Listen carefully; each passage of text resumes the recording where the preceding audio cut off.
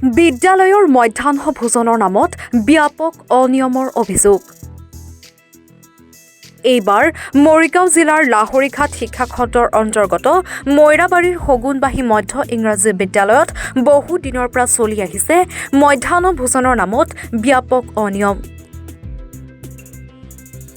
আজি পুৱাৰ ভাগত সগুনবাহীৰ ৰাইজ তথা অভিভাৱকসকলে স্কুলখনত উপস্থিত হৈ দেখে যে ৰান্ধনী ঘৰত তলা ওলমি আছে।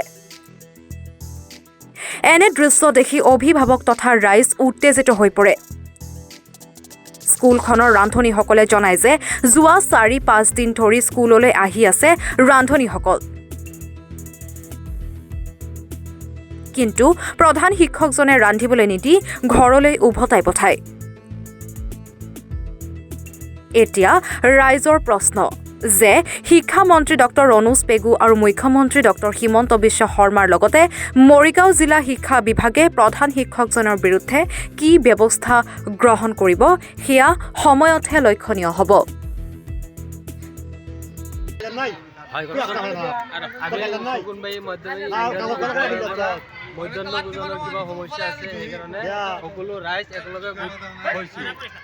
আজি অহা 10 দিন ধৰি আমাৰ সগুনবাহী গাঁৱৰ মধ্যাহ্ন ভোজন স্কুলত কিন্তু খোৱা নহয়।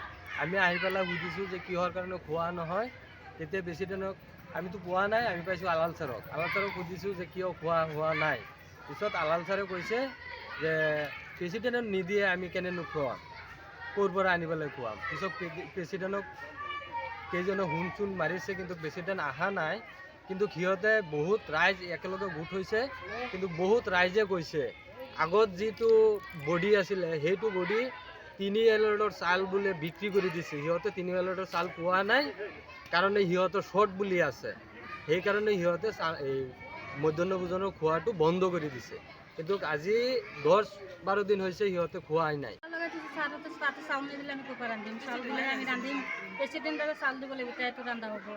প্ৰেচিডেণ্টৰ চাউল নিদি আমিতো আহি আছোঁ, ডেইলি আহি আছোঁ, চাউল নিদিলে আমি ক'ৰ দিম। মই সগুনবাহী এম ই স্কুলৰ সহকাৰী শিক্ষক। মোৰ নাম মহম্মদ আলালুদ্দিন। মই সহকাৰী হিচাপে যিখিনি ডিউটি কৰিব লাগে মই কৰি আছোঁ, কিন্তু আজি 6-7 দিন ধৰি খোৱা নাই। এইটো ভালদৰে জানো, আমাৰ ডিউটি আমি কৰি আছোঁ। আৰু এই খোৱা লোৱাৰ বিষয়ে হেড ছাৰক সুধিলে আপোনালোকে বিতংভাৱে জানিব পাৰিব। Bureau report, any Bharat 24।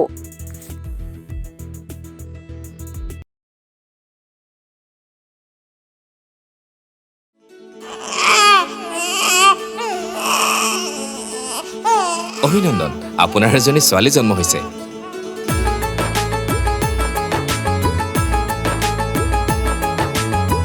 লাহি পাহি এজনী পৰি